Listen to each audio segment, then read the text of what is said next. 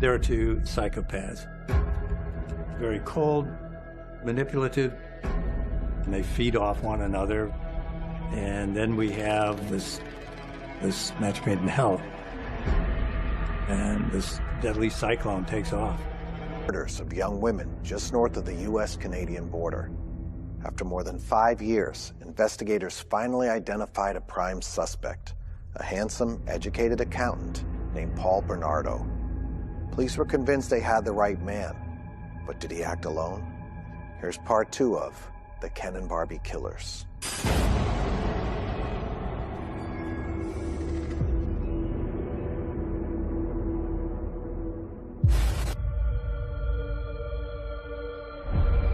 This is the story of one of the most sensational murder cases in the history of Canada. It started with the Scarborough rapes. Since May the 4th, 1987, numerous sexual assaults have been attributed to a man dubbed the Scarborough Rapist. His M.O. was to go up behind his victims and grab them from behind to make sure they couldn't see him. We would put a knife to their throat and said, if you look at me, I'll slit your throat. And the attacks, each one got a little bit more violent as time progressed. Our fear was if he wasn't stopped soon, that this is going to escalate to murder. No one had really seen the attacker's face, so the police didn't really have much to go on. But then the attacker made a mistake. And his 13th victim, lady was walking down the street and he was walking towards her. She was able to see his face. And she was able to give police a very detailed description. And it was so well done that numerous people saw it and called police and said, I know who that is. That's Paul Bernardo. Several hundred suspects were questioned, including University of Toronto graduate Paul Bernardo, an aspiring accountant. Paul Bernardo, at the time of the Scarborough rapes, was living at home with his parents in Scarborough. He was living the perfect life with Karla Homolka. Hi, Karla. Hi. Say hi to the family. Hi. They were gorgeous, this perfect couple. The police called him in for an interview, and he came in willingly. He was very at ease, he wasn't nervous. And they asked if he would volunteer a DNA sample, and he agreed. And unfortunately, it was put on a shelf with a whole bunch of other samples where it sat for a number of years. After interviewing him, police let him go. No one was arrested. The rapes had stopped when Bernardo had moved from Scarborough. Paul Bernardo moved to St. Catharines to live with Karla Homolka and her family. And then a body was found in the St. Catharines area, Leslie Mahaffey. The night that Leslie disappeared, she had attended a memorial for a young gentleman who was killed in a car accident. She got home at 2 o'clock in the morning. All the lights were off. The door was locked. She left and went to a phone booth and called her friend to say, I'm locked out, can I come stay at your house? Friend said no. So she walked back to her house. And that was the last anyone heard from her. And everyone had hoped for the best, and then everyone discovered the worst. The dismembered remains of 14-year-old Leslie Mahaffey were found in a nearby lake. She had disappeared 2 weeks before. Her body had been dismembered, encased in pieces of concrete. And I still was hoping that maybe the police had made a mistake, but it was her. And then another young girl goes missing. 10 months later, another victim, 15-year-old Kristen French. She was kidnapped in broad daylight. She passed by a church. There's a parking lot in front, and there was a car parked there, and there was this woman. She had a big road map on the hood, and she saw Kristen walking by. She asked her for help. While she was helping her, the man dragged her into the car, push her into the back seat, and away they go. Kristen, we want to know that we are thinking of you and that everything can be done is being done. 14 days later, Kristen's body was found in a ditch in Burlington. It was shocking. Everybody was just devastated. just kept thinking, why did he have to kill her? Police are not discounting the possibility that the cases may be connected. There were similarities. Both had been physically assaulted, both had been asphyxiated, both had bruising to their bodies, as though someone had been kneeling on their back, maybe using a ligature strangulation or strangling them from behind. We have to find who did this, or more young girls are going to die. This danger is out there.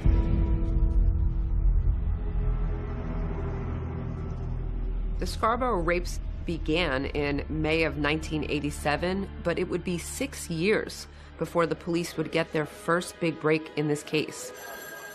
The lab that analyzed DNA didn't have a lot of resources, so samples sat for a number of years. This is in the early stages of DNA analysis, and so the technical side of that was still very much in a development stage. When they finally get around to testing, they say, hey, we got a match. And it was matched to Paul Bernardo. Police have 28-year-old Paul Bernardo in custody, accused of being the notorious Scarborough rapist. They arrested him late yesterday at this house in St. Catharines that he rented with his wife.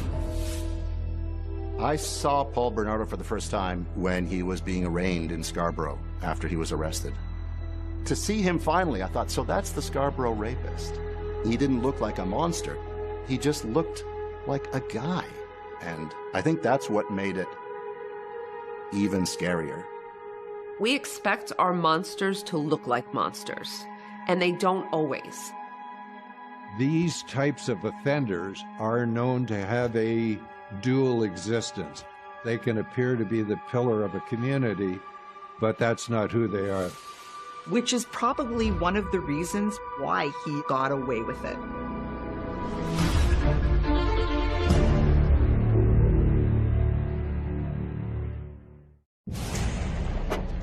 Paul Bernardo is charged with 43 sex-related offenses in connection with the Scarborough rapist case. How's your family coping? As well as can be expected. It seemed like an unlikely perpetrator. He appeared to be an accomplished person. He was married to an attractive wife and lived in a nice subdivision in St. Catharines. Karla Homolka was ravishingly blonde and beautiful, and her husband was the clean-cut, handsome boy with a glittering career ahead of him. Karla Homolka grew up in St. Catharines with her parents and 2 sisters.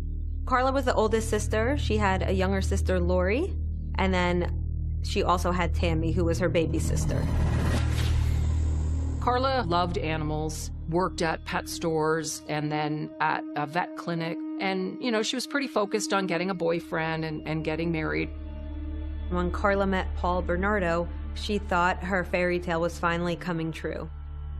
They were all about having, you know, the latest fashions and all the gadgets, which is partly why Paul Bernardo never was without a video camera in his hand, because one of the cool things to have in the late 80s, early 90s was a video camera.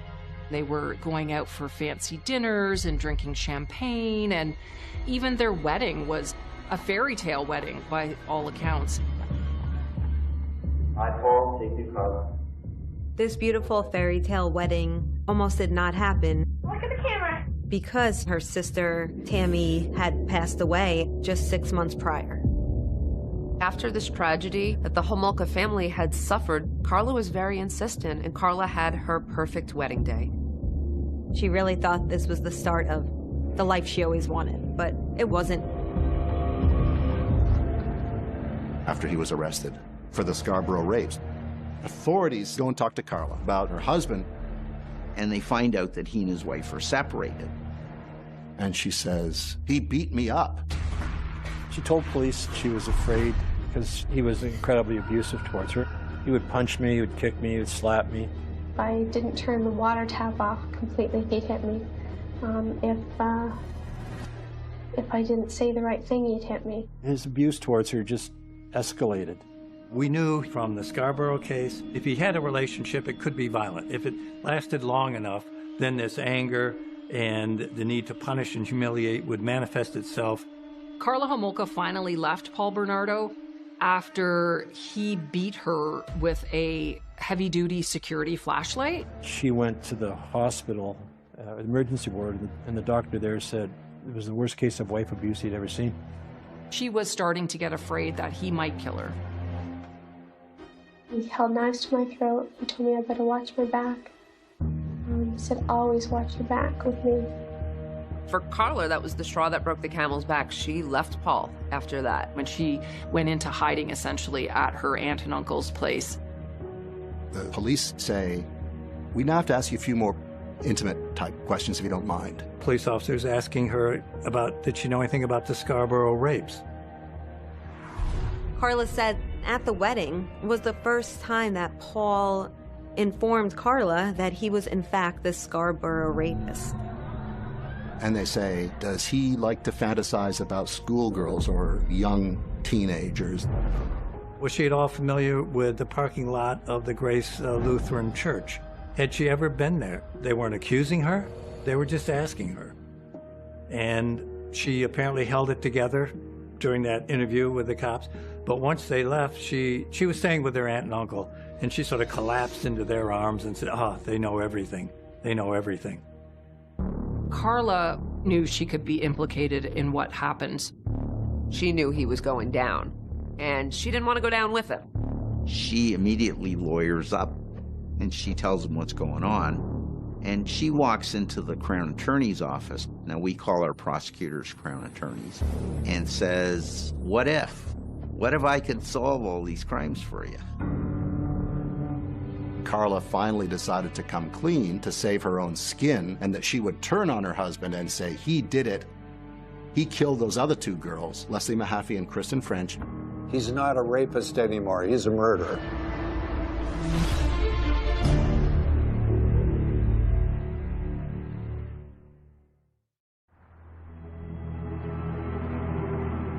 "28-year-old Paul Bernardo is in protective custody at the Metro East Detention Center. Paul Bernardo was already known as the Scarborough Rapist, and now is busted being part of these horrific rapes and murders of these young girls. Leslie Mahaffey and Kristen French. There's a lot police aren't saying about this investigation. What breakthrough led to the arrest? Is Bernardo's wife being questioned? Karla Homolka was speaking with the police. When this thing came crashing down, she rolled. She turned on Paul. Paul Bernardo has been charged with 2 counts of first-degree murder of Leslie Mahaffey and Kristen French. Paul Bernardo is our worst nightmare. He is manipulative, controlling, domineering, and astute enough to get away with this for a long enough period of time. He was able to hide his true personality beneath this glowing face of a blonde-haired, blue-eyed boy next door, but deep down inside, what was growing was an anger towards women. Paul's family was a little tumultuous. He came from a very troubled family. His father was a convicted molester. And what Paul found out at 16 was that this father that he thought was his father wasn't actually his father at all. That he was actually the product of an affair, and that really made him snap. He apparently went ballistic. It made him very angry at his mother. You could certainly see how that hatred then would then be transferred onto these other female victims. And he, went down a very dark path. Bernardo was a voyeur. He was caught outside women's bedrooms in Scarborough looking in. Peeping, prowling, looking in windows, watching women undress.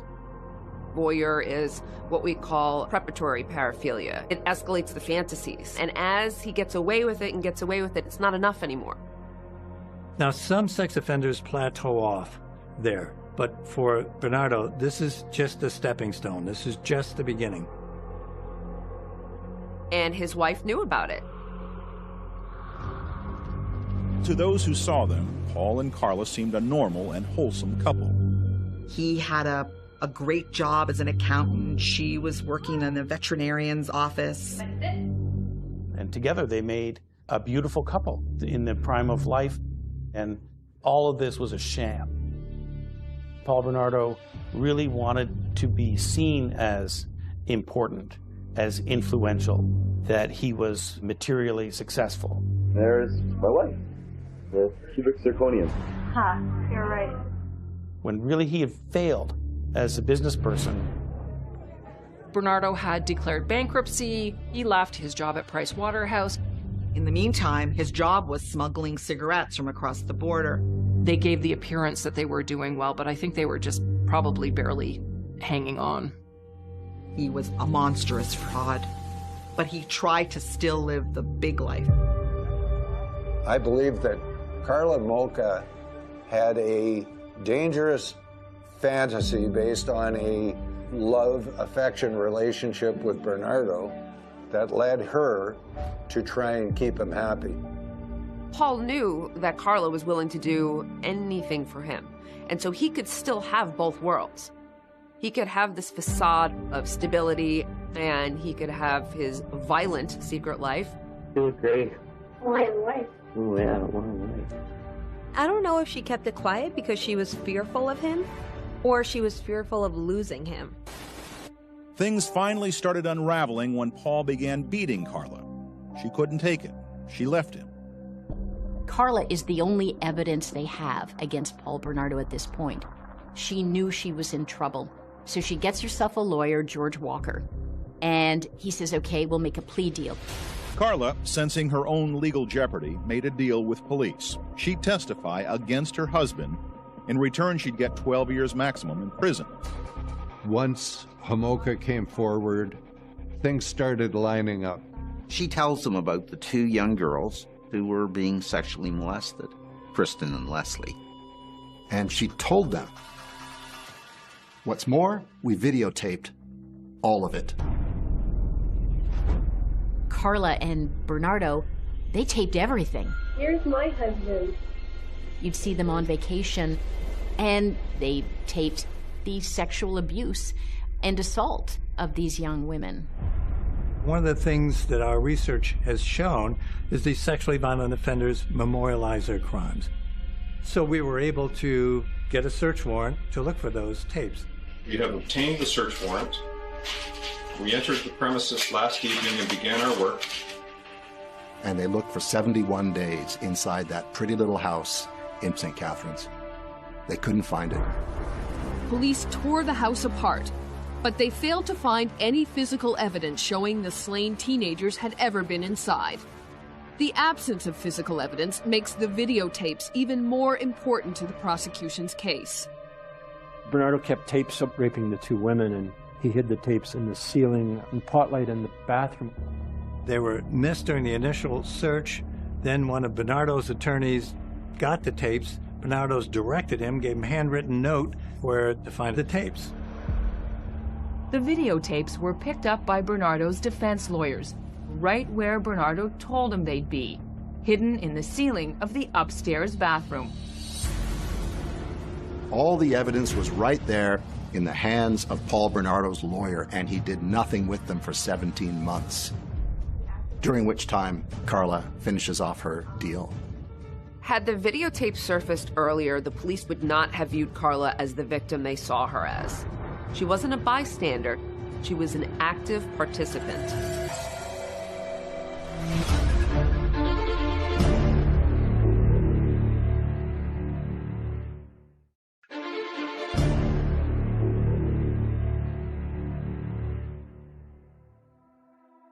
Welcome back to Very Scary People.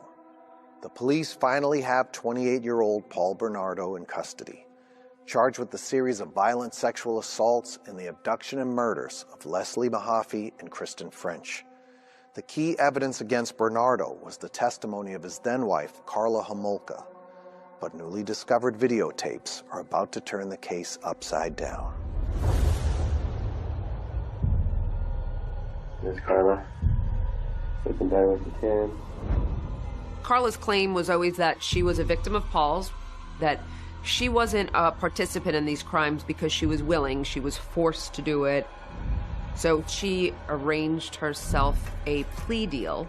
They needed her to testify, and she struck a good deal, 12 years. She pleaded guilty to manslaughter for her part in the killings of schoolgirls Kristen French and Leslie Mahaffey. In exchange, she'd get a 12-year sentence and appear as key witness in her ex-husband's murder trial. Before the discovery of these now infamous videotapes, she was all they had. Bernardo's lawyer at the time went in and got the tapes. Ken Murray didn't turn them over to the prosecution. For 17 months, he hangs on to them. Meantime, Karla makes this deal, the deal with the devil as it's known. The law in Canada is that if a lawyer comes into possession of evidence of the crime, the lawyer is obliged to turn it over to the authorities. He ultimately did hand them over. The Crown may have made a deal with the devil. I didn't think it would go quite this far. I now have the videos. We watched some of the videos, and I'm getting the sense of what this is about. And I get really upset. When you saw the videotapes, their tapes, their homemade tapes, you see how they were both in this together. She participates in the sexual abuse and assault of these young women. It was clear that Karla was very much a willing participant. Had the videotape surfaced earlier, she would not have gotten a sweetheart deal. The agreement was that if you don't tell the truth, if you don't tell us everything you know, then you'll be prosecuted for what we find out independently. And you may not even have a deal. So she thinks about what happened to her sister, which everybody at that point thinks is an accident. And she decides, I better come clean. Say a few words, too. A few words. This is where we find out about Tammy. And I remember letting out this loud gasp because it was just so horrifying. The one thing that she forgot to mention when she was talking to the police, raping and killing her own sister. The death of Tammy Homolka had been considered accidental at the time, but they were responsible. Paul had an unhealthy infatuation with Karla's younger sister, Tammy Homolka. Now, Tammy was a virgin, and that was very appealing to Paul, who often criticized Karla for not being pure. He is, according to Karla Homolka, harassing her to have sex with her little sister. He keeps pressuring her, and eventually she agrees. He kept on pushing and pushing and pushing, and finally I said, okay. And we shut him up. Karla and Paul come up with this plan where they will drug her and sexually assault her while she's unconscious. Karla goes and she gets drugs from where she works. This was my idea, not his, was to call the drugstore and tell them that I needed it for clinic use.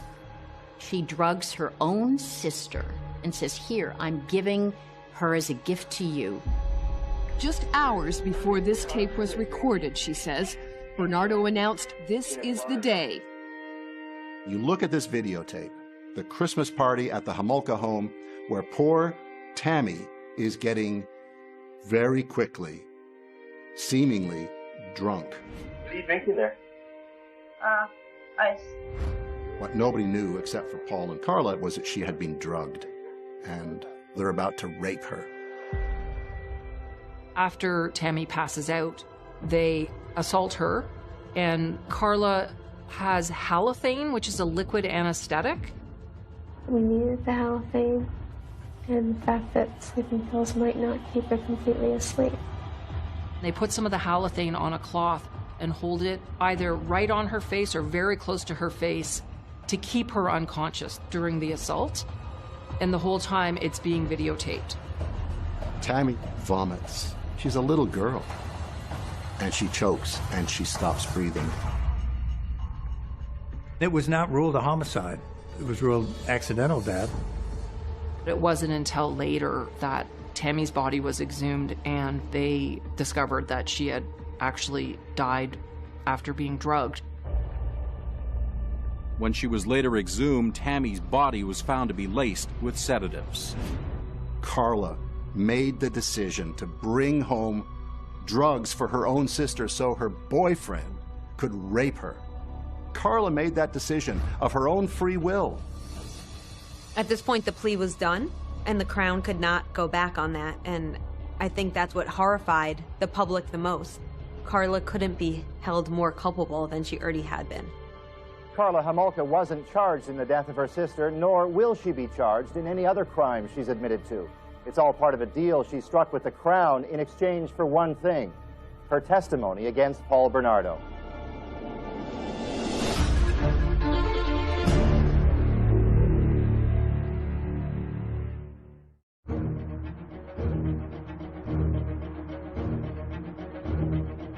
Paul Bernardo is on trial accused of raping and murdering 2 Ontario schoolgirls. His ex-wife, Karla Homolka, was convicted of manslaughter in the same deaths.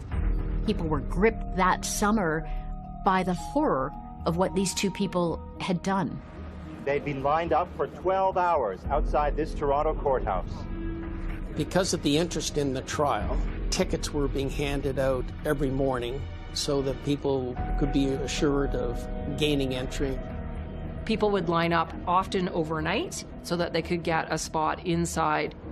A job came up for standing in line at the courthouse for the Toronto Star from 6 p.m. until 10 a.m. the next day. And for 3 months I was there. It was quite the atmosphere. There was some that wanted to hang him. Reinstate capital punishment. There was some that wanted to date him. There was some there just to learn or observe what was going on. I wanted to come down here and basically stare into the face of evil.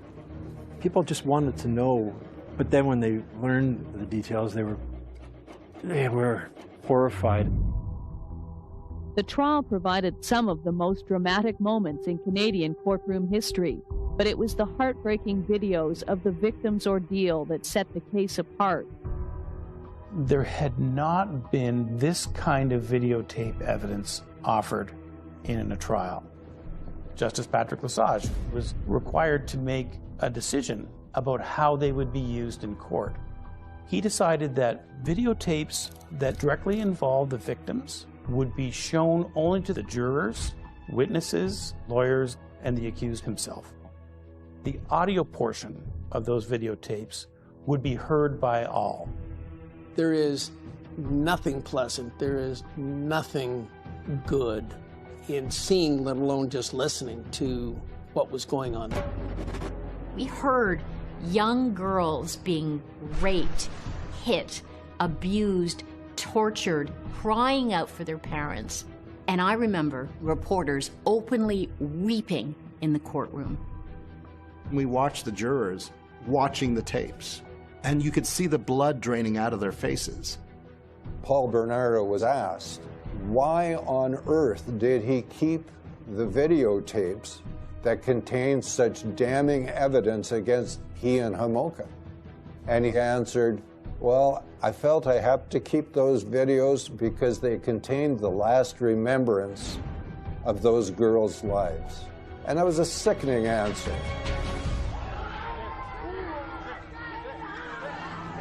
The key witness against Bernardo was his ex-wife, Karla Homolka. Homolka testified she was an abused, unwilling accomplice. Karla Homolka on the stand lasted for about 21 days.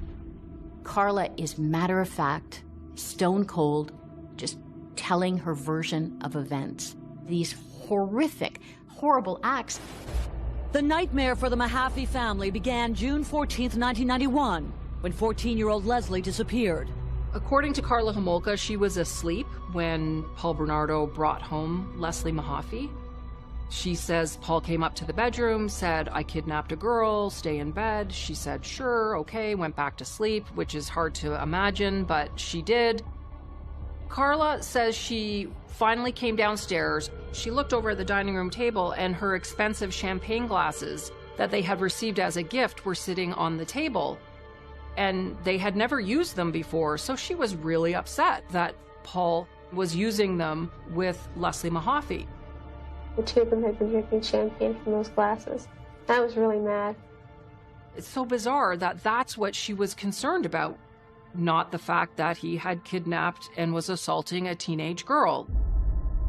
Leslie ended up being in the house for about 24 hours, and after he had spent time with Leslie on his own, he had Karla come in as well and either videotape or take part in the sexual assaults. Homolka testified she was so afraid of Bernardo that even as Leslie Mahaffey screamed in agony and begged, "Please help me," Homolka continued to videotape and did not intervene. In the Kristen French case, Paul was driving the vehicle and she was lured into the car by Karla Homolka. I said, if we see a girl, we're going to stop. I'm going to ask her for directions. I'm going to try and get her over to the car. Kristen French endured 3.5 days of horror in the Bernardo home. Kristen was held for longer than Leslie, and during that time, such strange things happened, from Bernardo having Kristen and Karla dressing up and pretending they were friends, putting perfume and makeup on each other. I felt like I was friends with both of them, especially Kristen, because we did so much stuff together. We put makeup on together. We talked. It was just so bizarre. Karla was complicit in helping Bernardo, and she had opportunities to leave and save Kristen's life. When Kristen was being held, at one point, Bernardo goes out for, I think, Swiss chalet dinner, chicken dinner. And Kristen French suggested he go to this place. She knew it would take him about a half an hour to get there and back with the food, and in that half hour, this woman begged for her life. And Karla could have saved her, but Karla wouldn't do it. And Kristen died, just like Leslie. When Kristen was kidnapped, it was Easter weekend, and by the Sunday, they realized no one had seen them, and that if they went to Karla's parents for Easter dinner, it would be a really good alibi. And I said, well, how's it going to look if, this girl's missing and we have no alibi? At one point, Karla says to Bernardo, you have to do something. I didn't suggest to him that we kill her on Sunday, but I knew that she had to be gone. There is no explanation for any of it. They are simply two dark, sadistic, evil monsters. The final testimony was a string of cold confessions from Bernardo himself.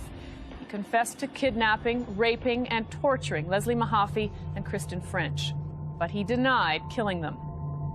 Karla Homolka's story was that Paul Bernardo had strangled both girls with an electrical cord, but there was no evidence showing Paul Bernardo committing the murders. They had everything else, but they did not have the murders on tape. The videos did not show the actual killing. So the question was still left open as to who did it. The defense tried to say that Karla killed the girls, that Karla was jealous and that's why she killed these people. John Rosen, he was trying to convince the jurors, how do you know it wasn't her? You got to decide, who do you believe? And yes, Paul is sick, but he never killed anyone until he met Karla.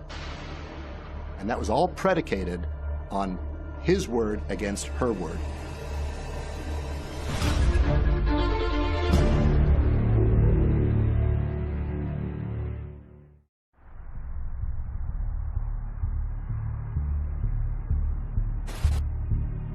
The jury is still out at the Paul Bernardo trial in Toronto.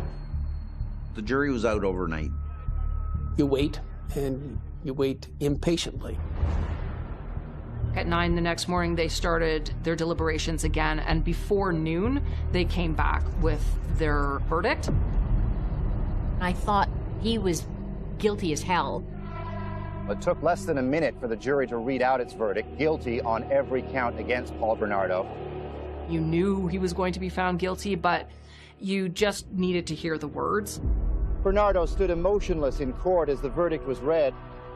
I was standing beside Paul when the verdict is read, and he leaned over to me and he said, well, thank you. He said, at least I feel I got a fair trial.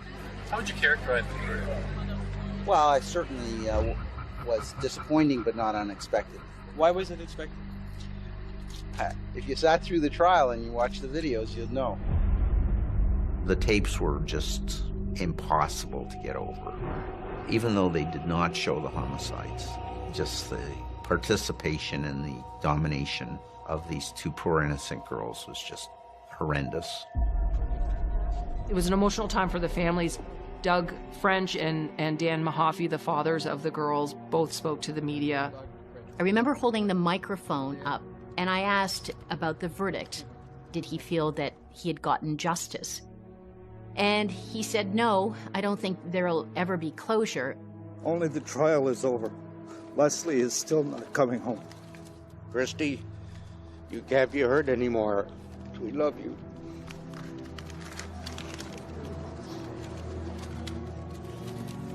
And he cried, and we all cried. But their daughters were still not coming home.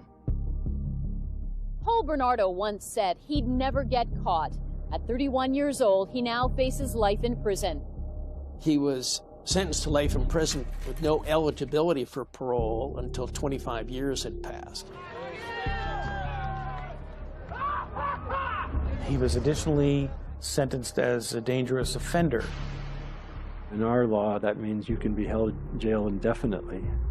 He is simply too dangerous to let out. The dangerous offender hearing, this was the day for the Scarborough rape crimes to be addressed. These people are finally having their day. The victims of the Scarborough rapist filled 2 rows of seats in the front of the court. Some of the victims hissed and heckled when Bernardo stood to address the court. And when he's declared a dangerous offender and sent away for life, they yelled at him, "You bastard." Paul Bernardo is kept in this tiny 10 by 10 cell by himself, 23.5 hours a day, thinking about what he did.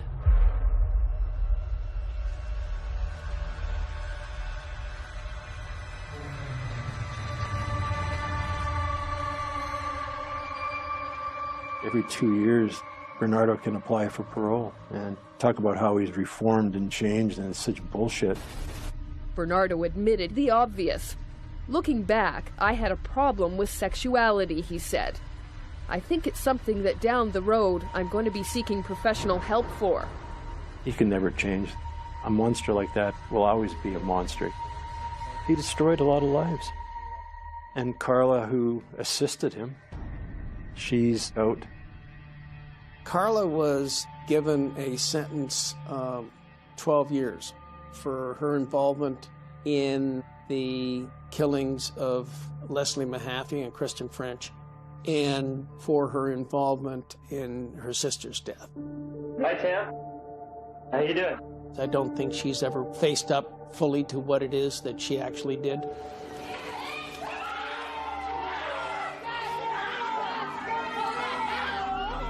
She served the full 12 years right to the last minute. Je pense que je réalise pas encore que je suis sortie.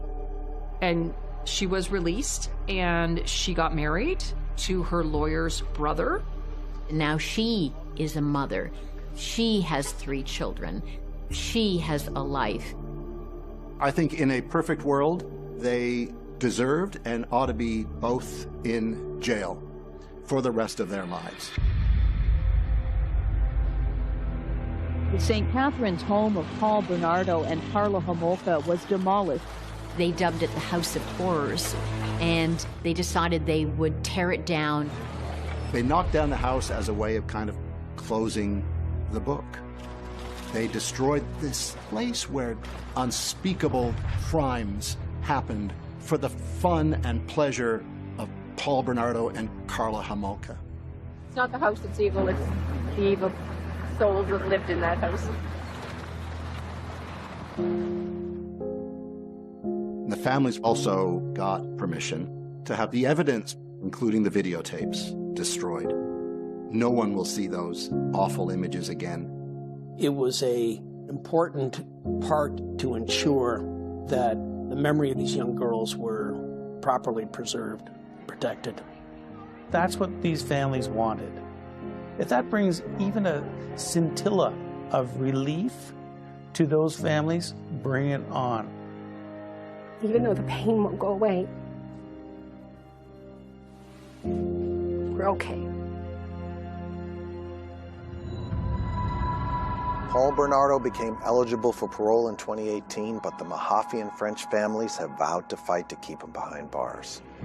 HLN reached out to Bernardo for comment. He declined to speak with us, as did Karla Homolka, who despite public outcry remains free. Debbie Mahaffey, Leslie's mother, has become a dedicated spokesperson for victims' rights, and the family of Kristen French has created a child advocacy center in her name to provide a safe haven for children. I'm Donnie Wahlberg. Thanks for watching. Good night.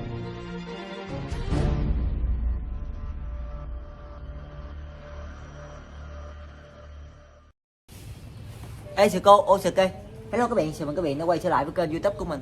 Thì ngày hôm nay mình sẽ review cho các bạn xem một chiếc áo màu xanh, màu xanh nước biển như thế này. Wow, một chiếc áo khá đẹp các bạn và khá là to luôn. Đó, chiếc áo này to lắm nha. Và đây là mặt trước của nó, các bạn có thể sẽ ngắm mà. Mặt trước của nó sẽ như thế này. Thì các bạn xem một tí xí nữa chúng ta sẽ vào đánh giá, review chi tiết và chấm điểm cho nó nha. Trên đây thì mình thấy cái chỗ này nè, là cái chỗ gì các bạn. Nói chung nếu mà nhìn ở trên camera thì mình có thể thấy được cái lần này của nó, nhưng mà nhìn ở ngoài thì thật sự là mình không thấy là nó bị cái gì luôn đó các bạn. Nhìn ở ngoài là mình thấy nó bình thường luôn, không có gì luôn. Nó là áo ma các bạn ơi. Nó có nghĩa là ở trên camera thì các bạn thấy ở chỗ này y chang là nó bị dơ một cái gì đó ở chỗ tay nè, đúng không? Đó, ở trên này để đây thử. Đó, mình so sánh. Thì ở ngoài nếu mà các bạn không nhìn kỹ là không bao giờ các bạn thấy được cái chỗ đen đen bị dơ của nó luôn. Bảo đảm các bạn 100% khi các bạn ở ngoài các bạn nhìn là không thấy luôn ha. Rồi, và đây là mặt trước của nó, mặt sau của nó thì như thế này. Bây giờ cho các bạn xem mặt sau của nó nha. Rồi. Và đây là mặt sau của nó như thế này. Và mặt sau của nó cũng khá là đẹp luôn. Mặt sau của nó ha.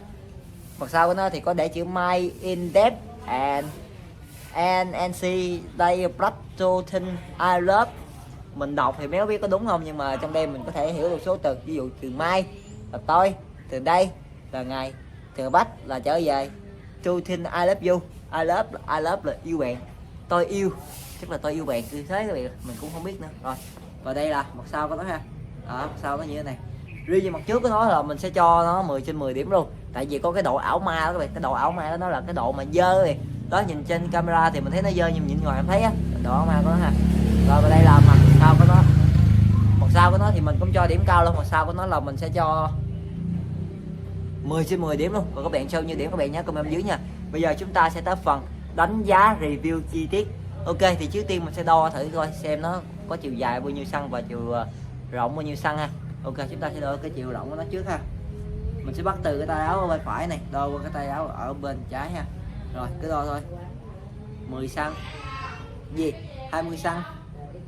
40 xăng, 60 xăng, 80 xăng, 100 xăng. 100 xăng là cái chiều rộng của nó. Rồi chúng ta sẽ đo cái chiều dài. Cái chiều dài của nó, cái áo này còn tem luôn các bạn ơi. Wow, cái áo này khá là mắc đó mọi người ơi. Rồi tí xíu mình sẽ coi thử. Ok, cái chiều rộng của nó thì mình sẽ, cái chiều rộng nó mình sẽ đo lấy từ cái cổ nó nè. 10 xăng nè, 20 xăng, 40 xăng, nhầm, 20 xăng, 40 xăng, 60 xăng. Nó rơi từ đó tầm khoảng 65 xăng các bạn nha. Và các bạn đã biết được kích thước, chiều dài và chiều rộng của nó rồi, thì các bạn có thể đo được, các bạn có thể đoán thử xem là nó là size gì không. Các bạn có thể đoán được. Ok, bây giờ mình sẽ xem thử nha. Size của nó là size, không phải là size làm tuổi trẻ các bạn, cũng không phải là size em size, cũng không phải là được size được đúng nha, mà nó là size XL các bạn. Đó, XL, TG, EG. Mình cũng méo biết ba cái mình chỉ biết cái hiệu XL thôi. Còn cái TG với cái EG là mình chịu, mà không biết cái đó là cái ý gì luôn. Rồi, ngoài ra thì nó có để là ultra cắt tông các bạn ơi, siêu cấp cắt tông rồi. nó không có để là bao nhiêu phần trăm cắt tông. Có để nè, 100% cắt tông luôn. Nhưng mà cái ultra cắt tông này là cái gì mình không hiểu thôi. Chắc là cái có nghĩa là siêu cấp cắt tông không mọi người. Đó, có nghĩa là siêu cấp cắt tông ha. Rồi, và trên cái áo này nó để là .99 đô. Có nghĩa cái áo không lẽ mình không nghĩ là cái áo này được 1 đô các bạn ơi. Đó, mình nghĩ đây là cái áo này 99 đô á, 99 đô là có giá bao nhiêu? 99 đô là có giá gần 2 củ. Ủa, gần 2 củ các bạn ơi. Chứ mình không nghĩ là cái áo giá có giá 0,99 đô đâu mọi người. Không phải 99 đô là có nghĩa là nó chưa được 1 đô nữa. Mà 1 đô tiền Việt của chúng ta là nó bao nhiêu? Chưa tới 23.000, nó gần 23.000. Đó ha, mình nghĩ cái áo này là nếu mà mua nếu cái áo này chắc mua là tầm có khoảng là gần 2 củ các bạn ơi. Tại vì đồ này đồ second hand mà mọi người, nên là mình đâu có biết được là giá của nó bao nhiêu đâu, đúng không? Wow, khá là căng nha các bạn ơi. Rồi bây giờ chúng ta sẽ vào cái phần chi tiết của nó đi. Ok. Trước tiên là chúng ta sẽ vào phần áo bên trong của nó. Bên trong của nó như thế này. Rồi thì bên trong của nó có cái gì? Bên trong của nó có cái cổ áo ở đằng sau là vẫn là như cũ. Đó chính là may theo cái cách là dấu chỉ không người. Đó, đằng sau là mình không có thấy cái chỉ gì luôn, mình chỉ thấy một cái đường như thế này thôi. Nó đã giấu hết tất cả bộ chỉ.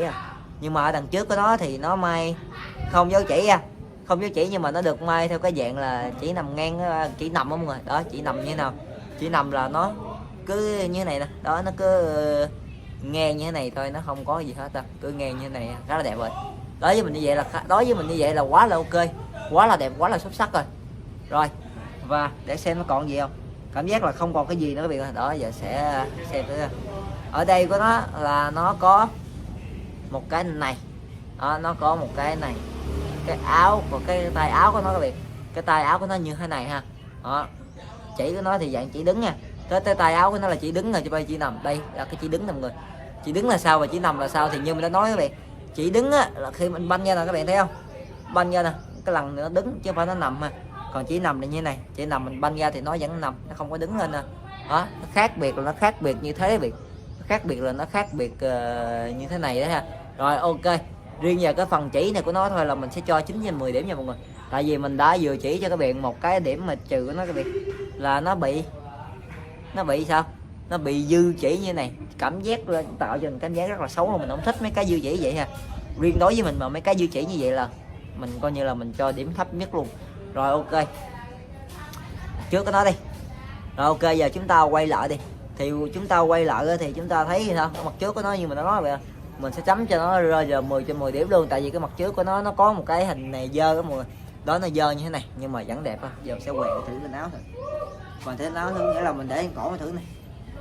Ok, khá là vừa luôn, và lần này mình cảm giác khá là bự luôn các bạn. Ít cái size này mình cảm giác là XL là đúng rồi, là chuẩn bài XL đó các bạn.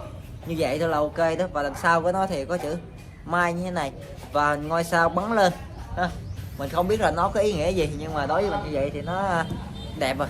Đó. Rồi, thì bây giờ chúng ta sẽ cộng điểm cho nó nha. Mặt sau của nó thì mình sẽ cho 10/10 điểm luôn. Còn các bạn show nhiêu điểm các bạn nhớ comment dưới xin biết nha. Mặt trước của nó thì mình cũng cho 10 điểm luôn. Đó, vì cái lý do là mặc dù là nó xấu vậy thì, mặc dù là mặt trước nó không có gì thiệt, nhưng mà có cái này các bạn nhìn trong camera thấy thôi, chứ nhìn ở ngoài là bảo đảm các bạn không thấy luôn ha. 10/10 điểm ha. Rồi ok, thì tất cả mọi thứ đây là mình đều cho nó 10/10 điểm. Còn các bạn cho nó bao nhiêu điểm thì các bạn nhớ comment dưới cho mình biết nha. Cái áo này của nó thì mình sẽ đặt cho nó là cái áo có hình ngôi sao ba lên nha mọi người. Đó, như thế này. Cực đẹp vậy giá. Rồi, thì video của mình đến đây kết thúc. Hẹn gặp tất cả các bạn ở những video sau. Các bạn xem video của mình đừng quên để lại cho mình một like và một subscribe đăng ký kênh nha. Và đừng quên ấn vào cái chuông thông báo để mỗi khi mình ra video mới nó sẽ thông báo cho tất cả các bạn để các bạn có thể xem nha. Riêng cái áo này là đạt điểm tuyệt đối luôn, 30/30 luôn ha. Cái điểm như thế là quá xuất sắc rồi, quá là nhức nách rồi. Mình nghĩ là nó xứng đáng. Còn các bạn thấy nó xứng đáng không? Và các bạn nhớ hãy đặt tên cho nó nha. Còn bây giờ thì xin chào và hẹn gặp lại tất cả các bạn vào những video sau. Chúc các bạn xem video có một ngày thật là vui vẻ và hạnh phúc bên gia đình của mình nha. Bây giờ thì hãy nói lời tạm biệt nào. Bye bye. Bye bye anh em nha.